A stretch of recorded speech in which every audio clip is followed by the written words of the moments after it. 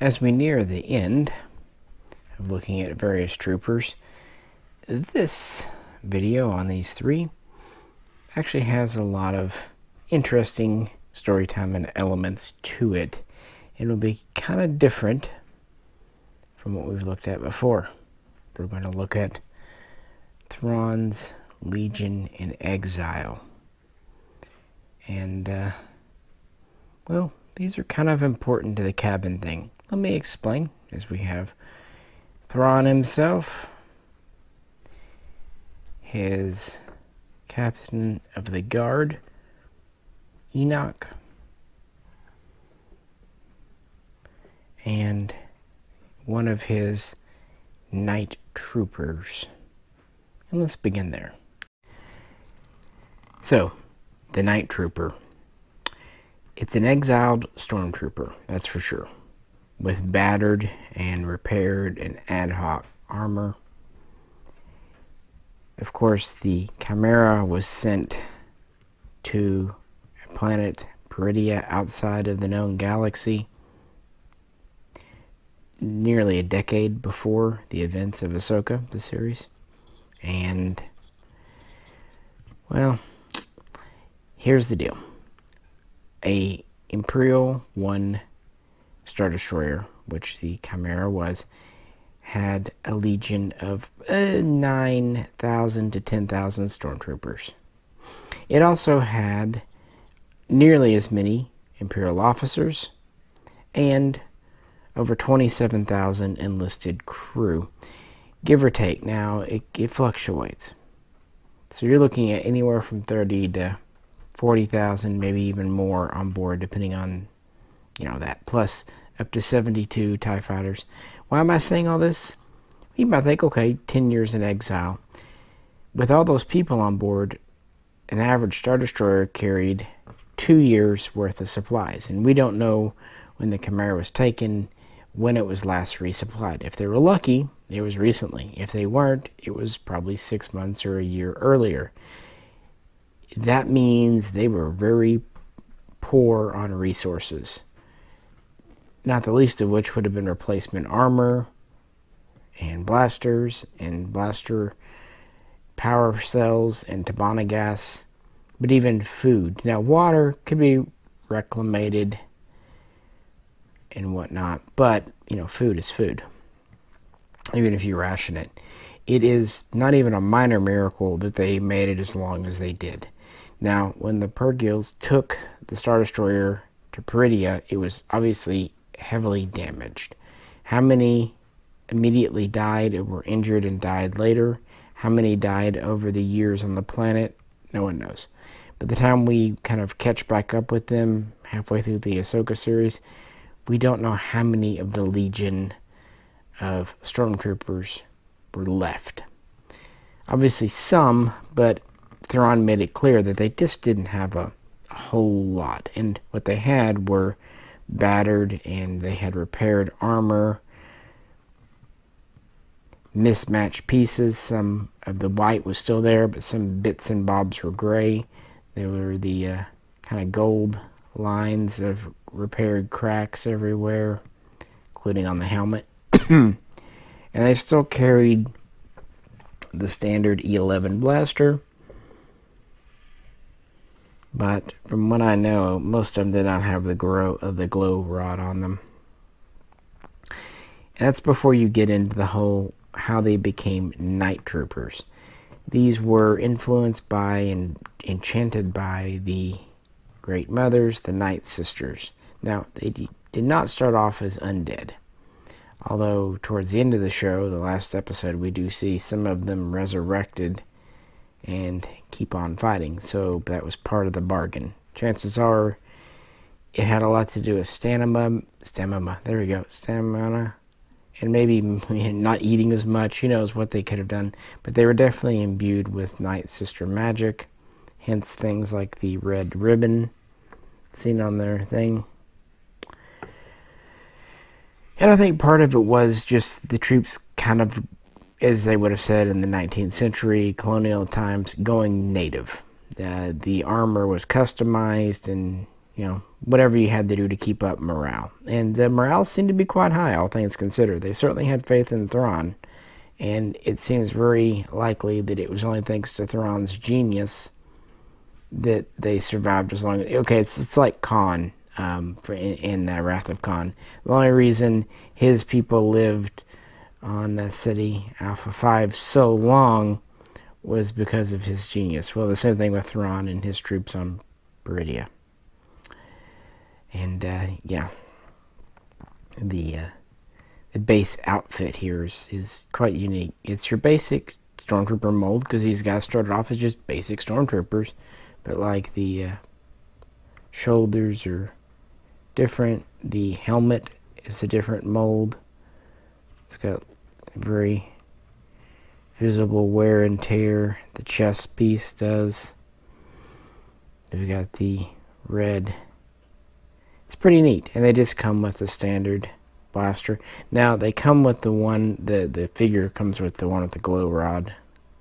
I replaced it with a non version because it just seems more appropriate. You know me, I would have been happy with weapon storage, but I'm not sure if in the show they had weapon storage. They also were seen with E11Ds and other weaponry. And we even see some Death Troopers, part of Thrawn's guard, in this kind of Night Trooper gaze with repaired armor. And we even see TIE pilots with repaired and red-marked armor. So it'd be really kind of cool to get those too.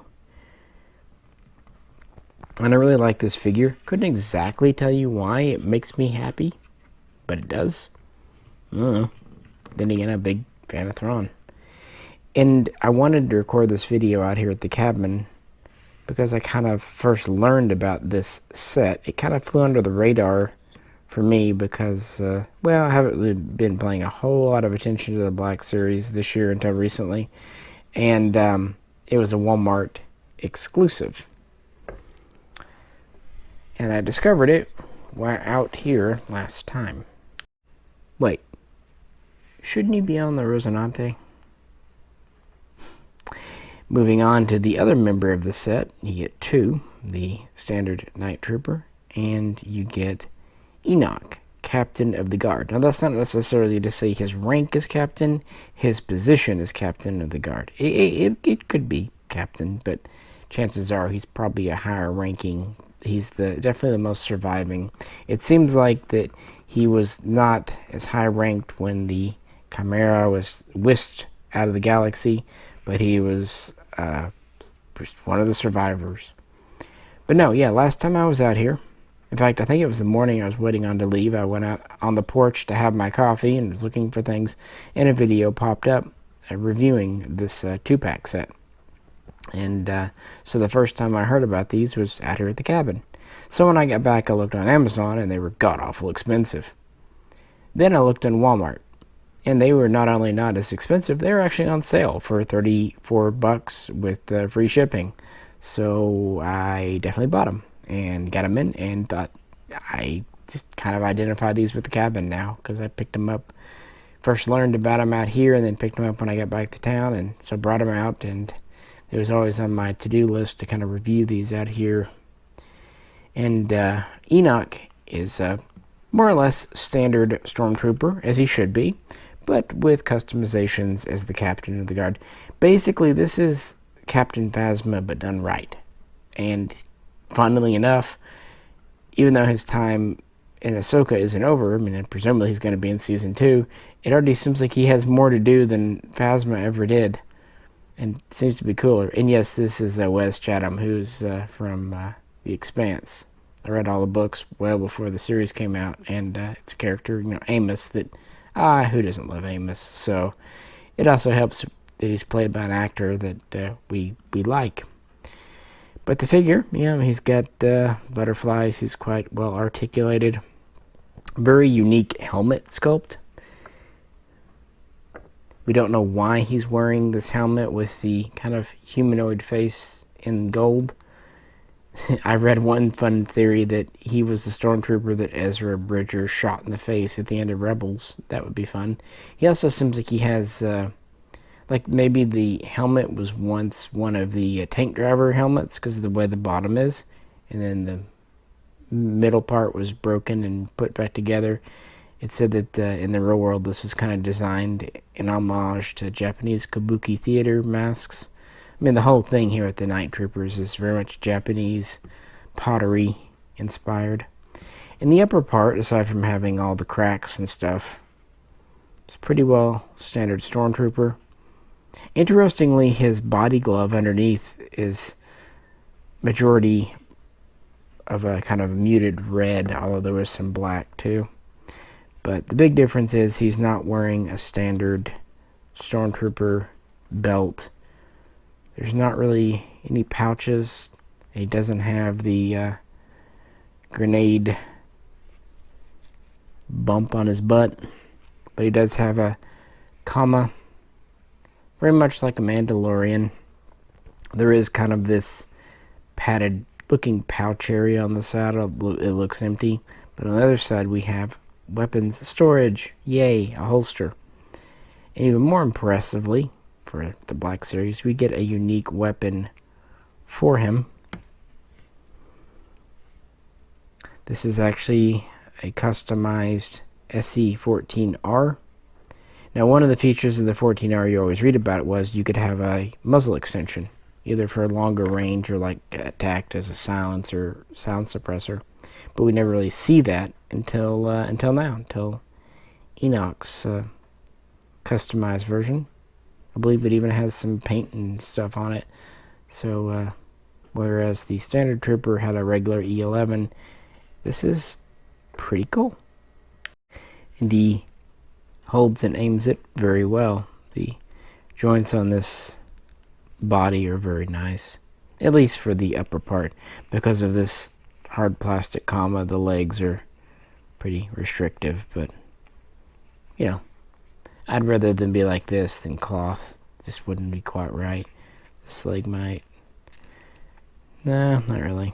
But again, the upper part has good movement. The head, the butterfly joints are very flexible. And the hands are good. Dual trigger fingers. And since, you know, he's to be standing there as a captain of the guard, I think you can still make him stand there in quite a few cool poses with his cool blaster. And that's exactly, I think, how a captain of the guard should look. A little esprit de corps. Seems to be very loyal and very comfortable with Thrawn. He doesn't seem to serve Thrawn out of fear. Enoch does seem to be at least driven by honor in his own way. Doesn't seem a cackling villain, diabolically ruthless, but he is someone who has been in exile for 10 years and probably suffered a lot of hardship and lost a lot of friends and hasn't had a good meal in a while. There's something wonky about Peridia. It's a pretty harsh area. I mean, they did tame some howlers and whatnot, but it seems pretty. And of course, there's still quite a bit of mystery as to what really has happened and will happen there. And there's even been speculation that Enoch is undead, but it doesn't seem like it. But who knows? The series is ongoing, and I hope it gets at least another good season. But you know. But now we come to the main man in blue himself, and I'm not even going to attempt to say his name. We'll just say Grand Admiral Thrawn. And this is the updated version for the Ahsoka series. So he's an aged Thrawn, but still brilliant. So in a previous video, we looked at the original figure of Thrawn from Rebels. And I remember when Thrawn first came onto the scene in 1991, the Timothy Zahn books were a big deal. We hadn't had any Star Wars for 5-6 years, and I remember, you know, picking those up, and very different direction for an enemy. But kind of been a fan favorite ever since. In fact, he was in the TIE Fighter game. In the Legends canon, he was only promoted to Grand Admiral not long before the Battle of Endor. In the new canon, he was promoted to Grand Admiral several years before the destruction of the first Death Star. Either way, really interesting character. And from what I understand, Timothy Zahn is kind of back writing for him in the books and also advising for him in the Ahsoka series, or at least, he's being taken in. Obviously, it was his character. And Thrawn here is 10 years older. Keep in mind, even in Rebels, he was not a young man. He was in his late 50s, although I don't know how long the Chiss live. And, of course, he was under a great deal of stress keeping his troops alive, having thousands die, either when the Chimaera was brought to Peridia or just over the subsequent years through, just the harshness of the environment. So the fact that he's still there mentally is something. But even in the Ahsoka series, he seems not unhinged. That's not correct, but you can tell he's been through the ringer, and sometimes his emotions seem like they get the better of him.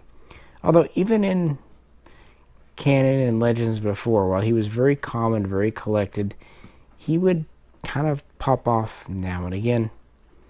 And he did carry a unique blaster, the RK-3. A relatively small, compact, and streamlined weapon. This befits a ranking officer. It was capable of stun and kill.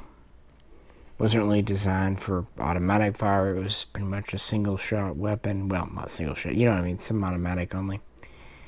And really befits him. And the one that comes with the new figure is a little sleeker, less blocky than the previous one. And like the previous one, he does have good quality weapon stowage. Even though this figure is very similar, it is mostly new, including the new face sculpt for the live action, the Mikkelsen.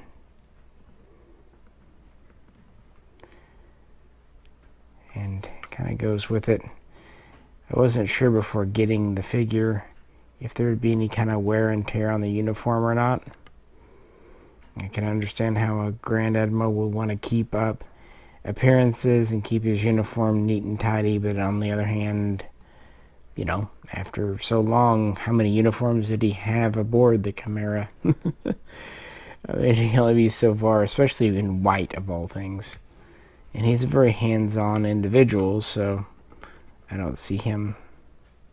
On the other hand, I could definitely see Thrawn keeping one uniform aside for when it was called on. So maybe in the years he just kind of wore whatever and kept one for presentations. After all, meeting with Morgan Elsbeth, going back to the galaxy, was a big enough deal that he'd been working on. And it'll be interesting to see what we learn about his exile period and meeting of the Great Mothers and, part of the whole Night Sister thing. I don't know. I think there's something there. Whether they capitalize on it. Again, I hope Timothy Zahn is in there. To be fair, though, Timothy Zahn was also known for going a little, not cuckoo, but, look at the book Last Command if you've ever read it. It's a little odd at times. The whole Luke thing and clones, and not bad, but I think Heir to the Empire is probably the best one of those. So I think when the sequel trilogy was first announced, a lot of people were hoping Thrawn would be in it, and were disappointed he wasn't.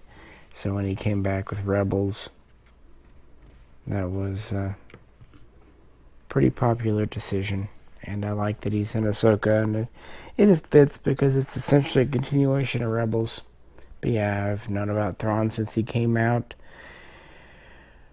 Lord, over 30 years ago? Yeah, over 30 years ago. Yeah, there's a thing. But yeah, I was looking forward to doing this one just because of finding out about the Enoch and Night Trooper set at the cabin. And I was definitely always going to get the newer Thrawn, but, you know, just whenever I found him. And I did, so here we go. As we get into true Imperial remnants. Interestingly, in the original Legends with the Timothy Zahn books, Thrawn comes back to the known galaxy in 8 ABY, and in the new canon, it's 9 ABY. So, while there are differences, they're sticking pretty close. But with that, it's getting late, and the rain is finally kind of dying down for now, so I think we're going to try to get some rest, aren't we, girl?